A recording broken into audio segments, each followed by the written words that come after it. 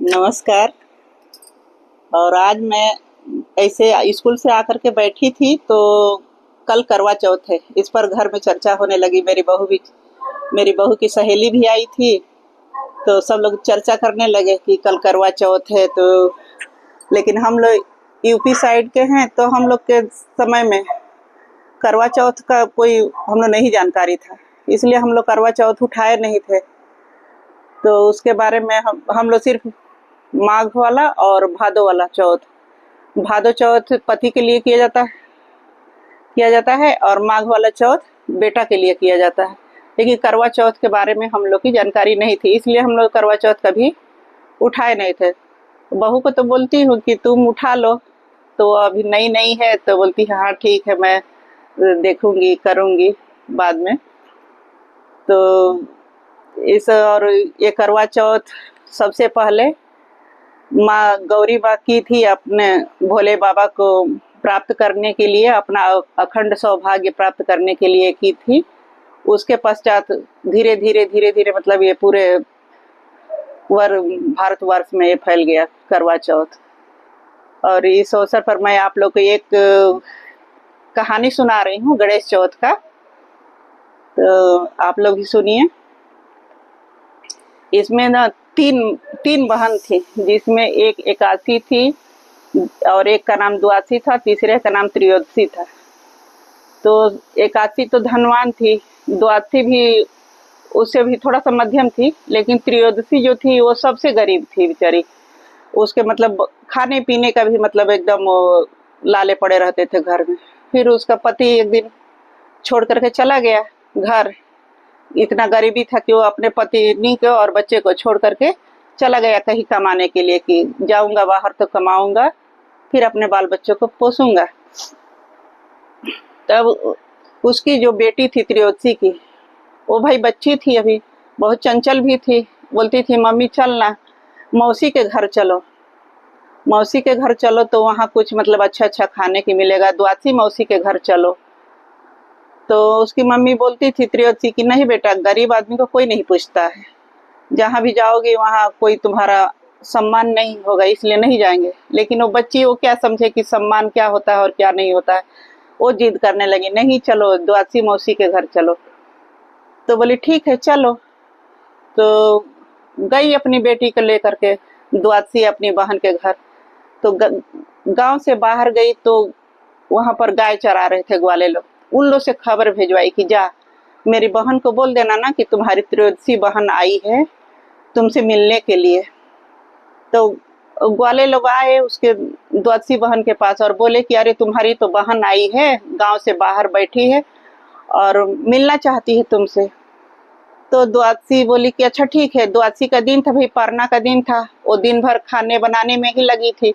बोले ठीक है, उसको ना मेरी त्रयोदशी बहन को बोल देना कि वही खंडहर वाला घर में बैठे रहेगी और मैं आती हूँ। तो जा करके ग्वाले बोल दिए सब कि तुम इसी खंडहर घर में बैठे रहो, तुम्हारी बहन अभी ना खा पी करके आएगी लेने के लिए। फिर माई बेटी दोनों खंडहर घर में बैठे हैं, सब इंतजार कर रहे हैं कि कब द्वादशी बहन आएगी, कब आएगी कब आएगी। करते करते रात हो गया। तो जब द्वादशी सबको खाना खिला पिला करके जब रात में सोने के लिए गई, बिस्तर पर जैसे गई उसको याद आया कि अरे मेरी तो बहन आई थी और मैं मिलने नहीं गई उससे। तो फिर उठी, दौड़ करके देखी तो किचन में कुछ खाना नहीं बचा था। क्या बचा था? माड़ बचा था, जो चावल में से निकालते हैं वो माड़ बचा था। तो लिखे हो मेरी बहन तो दिन भर के भूखी होगी है, क्या करूँ, कुछ खाना भी नहीं है और रात भी हो गया, मैं कैसे बनाऊंगी, इसी को ले चलती हूँ। तो थाली भर ली और लेकर के गई अपनी बहन से मिलने के लिए उसी खंडहर घर में। तो वहाँ उसकी बहन और उसकी बच्ची दोनों बैठे थे बेचारे। तो बोले कि अरे बहन, मेरे को तो पूरा दिन भर खाना बनाने खाते पीते ही समय लग गया, मेरे को समय नहीं मिला कि मैं आऊँ मिलने तुमसे। ये लो तुम दोनों माई बेटी खा लेना और आराम से यहीं सो जाना तुम लोग। तो बेचारे तो माई बेटी दिन भर के एकदम भूखे से तड़प रहे थे सब। मन भी उदास हो गया कि भाई हम जिसके घर आए हैं मिलने वही हमारा अपने घर नहीं ले गया, अपने मेरे को आदर सत्कार नहीं दिया। बोले ठीक है, रख दो, हम लोग बाद में खा लेंगे इसको। तो द्वादशी अपने घर त्रयोदशी को नहीं लेकर के आई, वहीं छोड़ करके फिर वापस आ गई। तो त्रयोदशी बोली, हे धरती माता, आप फटिए और ये मेरा थाती को पकड़िए, ये जो थाली भर के माड़ मेरी बहन दे गई है इसको आप रखिए, मैं जब मांगूंगी ना तब मेरे को दीजिएगा। धरती फटी और उसी में वो माड़ सहित थाली को त्रयोदशी रख दी। और फिर उन लोग उसी राती वहां से चल दिए अपने घर आ गए। फिर कुछ दिन के बाद फिर उनकी बेटी तंग करने लगी, चल ना मम्मी एकादशी मौसी के घर, चल ना मम्मी एकादशी मौसी के घर। तो एक बोली कि अब एक मौसी के तो घर गई तो तू अघा करके आ गई, तो कुछ खाने के न मिला, ना पीने के मिला, ना अपने घर ले गई। अब एकादशी मौसी के घर जाना चाहती हो? बोली हाँ चल ना, वहाँ पर अच्छा अच्छा खाने को मिलेगा। तो बोली अच्छा चलो, नहीं मान रही हो, चलो चलते हैं।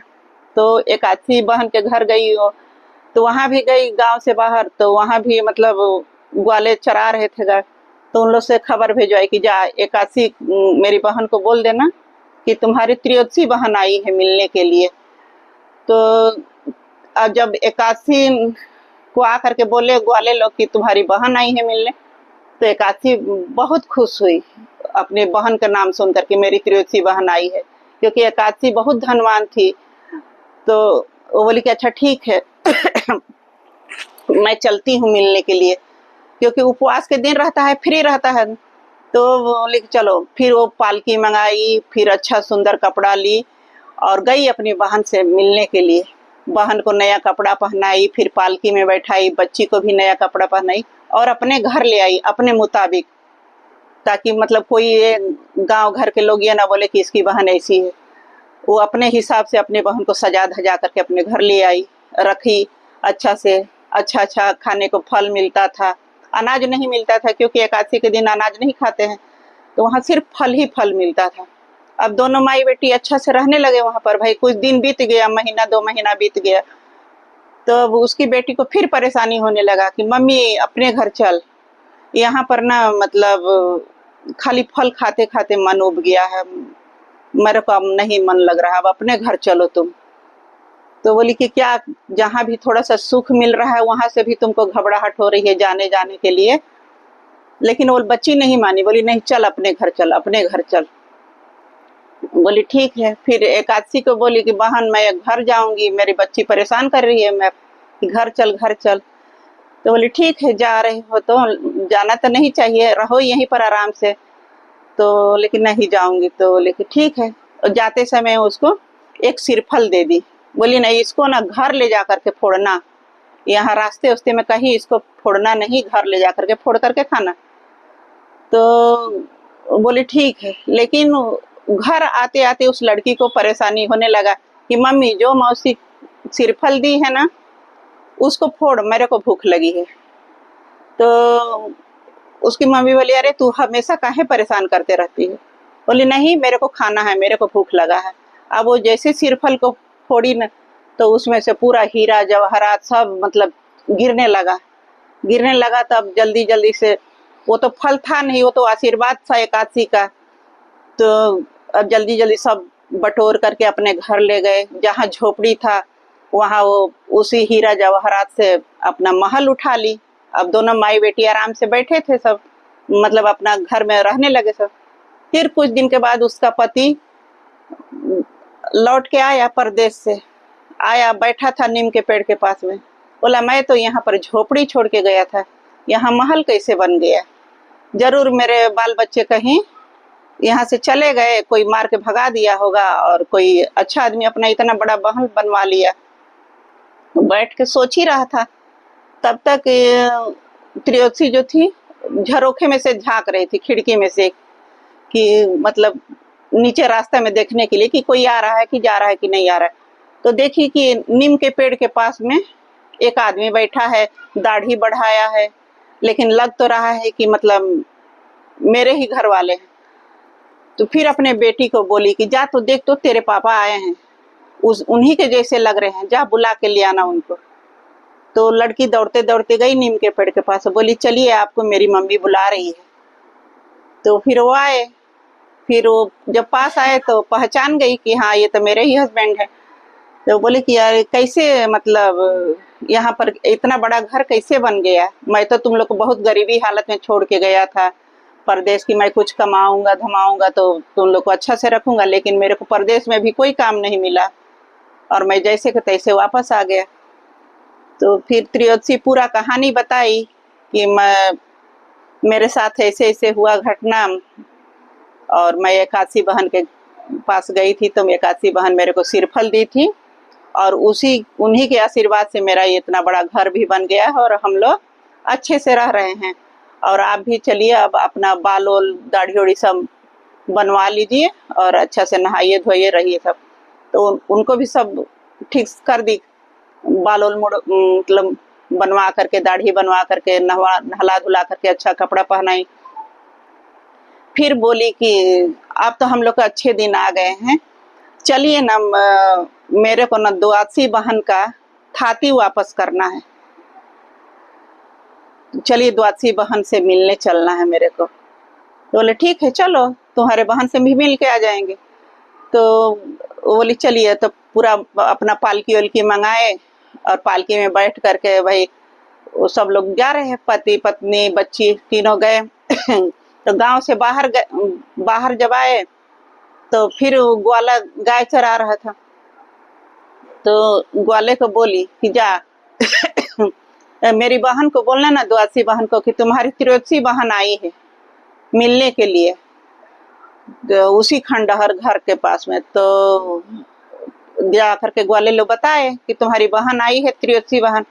तो पूछी कि कैसे आई है, तो उन लोग बताए कि अरे वो तो पालकी में चढ़ के आई है, घोड़ा पर उनके हस्बैंड चढ़ के आए हैं, बच्ची भी आई है, सब लोग अच्छे अच्छे कपड़े पहने हैं। जब द्वादशी सुनी ना कि सब अच्छे अच्छे से आए हैं तो वो दौड़ते हुए गई कि नहीं उनको घर ले आना है करके। तो बोली चलो चलो तुम लोग घर चलो, यहाँ खंडहर वाले घर में काहे लिए रहोगे तुम लोग, चलो घर चलो। तो त्रियोदशी बोली कि नहीं बहन, पहले मैं उसी खंडहर घर में जाऊंगी जहां मैं पहली बार आए थे, तो तुम मेरे को वहां रुकने के लिए बोली थी, तुम्हारा थाती वापस करना है मेरे को। तो अब वो तो मुंह बना ली द्वादशी कि मैं तो इसके साथ गलत की हूँ।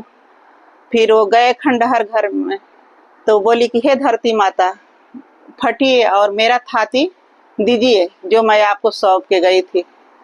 तो धरती माता फटी और वैसे ही माड़ से भरा थाली जस के तस था, फिर निकाली और बोली कि ये लो द्वादशी बहन, ये तुम अपना थाती वापस लो, क्योंकि मेरे गरीबी में तुम मेरा मजाक उड़ाई थी, अपने घर तक तुम नहीं ले गई मेरे को, और मेरे को खाने में तुम मार दी, वो भी आधी रात को मेरे को मार लिया करके दी हो। तो गरीबी में किसी का भी मजाक नहीं उड़ाना चाहिए, और हर किसी का दिन बदलता है, कभी दुख आता है कभी सुख आता है।